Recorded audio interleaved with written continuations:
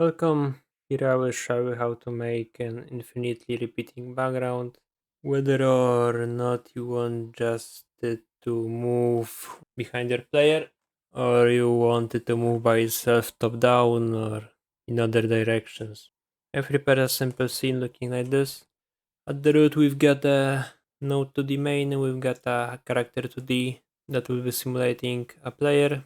It got its own sprite, the blue one, and camera attached to it. Player also get a simple script, but this one only makes it able to move. The node in spotlight here is a parallax background. I've added a one layer to it, and this layer got a sprite to the child, which I called a background one. This is the same icon as the player, but I've multiplied by 5 and made it more red.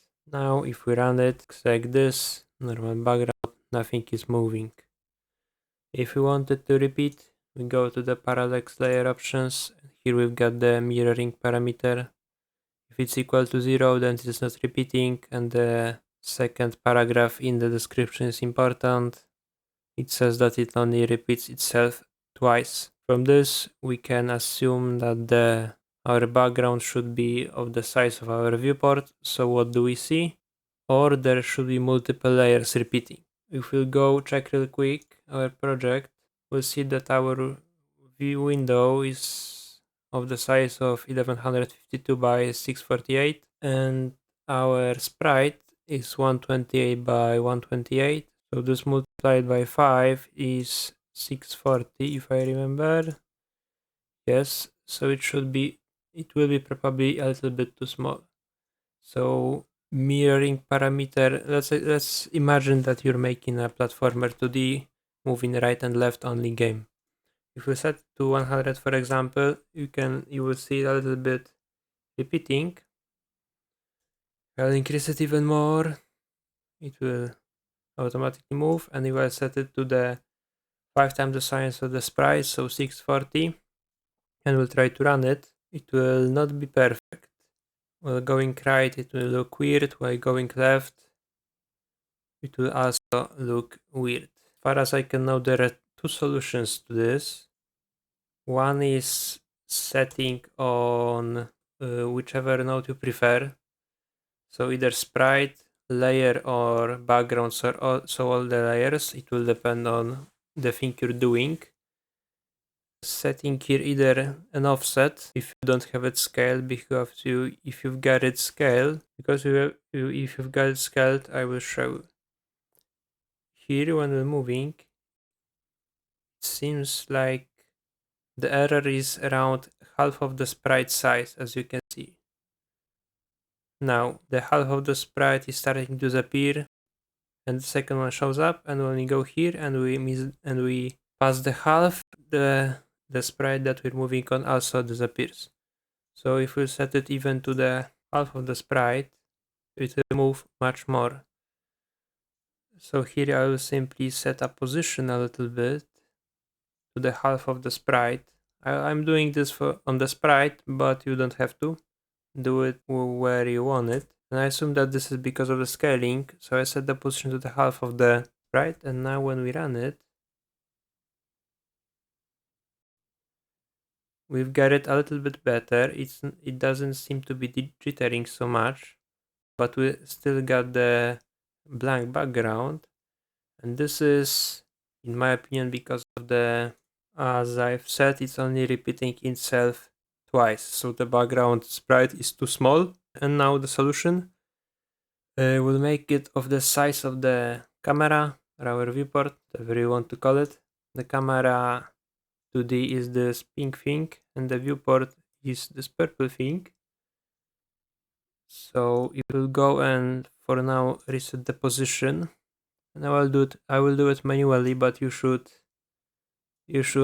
make it, you should plan it and make it pixel perfect, let's call it. I simply stretched it, and now it's around, like I said before, 1152. So let's go to the mirroring and set it to 1152. Do one more thing we've done before. Here remove it by the half of the size. 1152 2 divided by 2, 576. Now it should work alright. We move right, we move left. It seems to be decent. The second way to do it, depending on how you want to do it and how you want it to look like, you can reset the position, leave the size of the sprite equal to the camera, but uncheck the center. Now when we run it, you will see that it's not taking the entire screen that you see, but if you move left and right, it is repeated perfectly.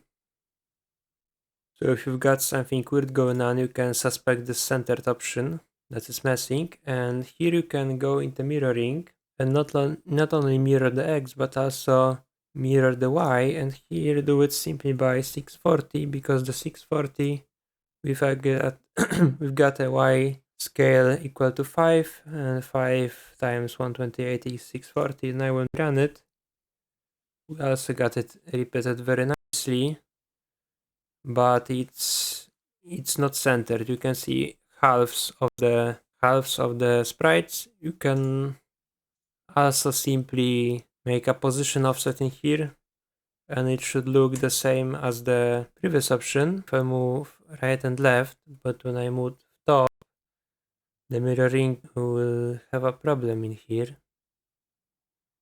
So think about that.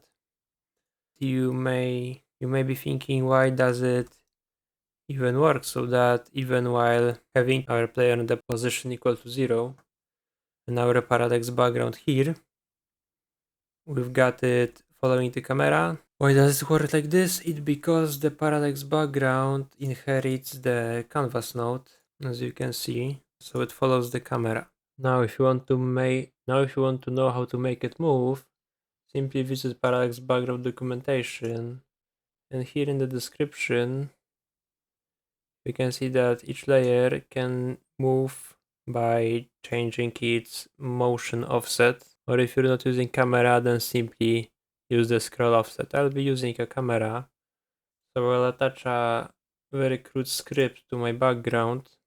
Doesn't matter what it's called. I'll create a physics process function, grab a quick reference to my layer, and modify this parameter. It was called motion offset. I will increase it by, let's say, 10. Let's check. It crashed because this is a vector.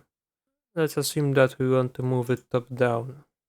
I will grab a Y, run it again, and as you can see, we get it moving top down and also repeating itself. The one thing that should take care of, if we'll also make a printing statement in here and print this one, you can see that the motion offset is increasing probably infinitely. I don't think that this is a very good idea. So now that we remember that our sprite got a height of 640, let's also make an if in here, that if this is equal to 640, then make it equal to 0. Let's check now. As you can see, the effect is the same, but our scroll offset is not going off the charts to some weird numbers. And also remember that here it's gonna be our layer height, and also that this value, when you make an equal, you have to take it into the consideration by how much you make it move. And by that I mean that if you make it move by some weird number that will never be equal to 640, then you may want to make something like that, but this will make a weird jitter, so make this condition equal to the multiplication of this thing and your sprite. Also again, if you're not using the camera, use the offset. And I think that this will be it. Have fun, scroll up backgrounds, and good luck. Bye.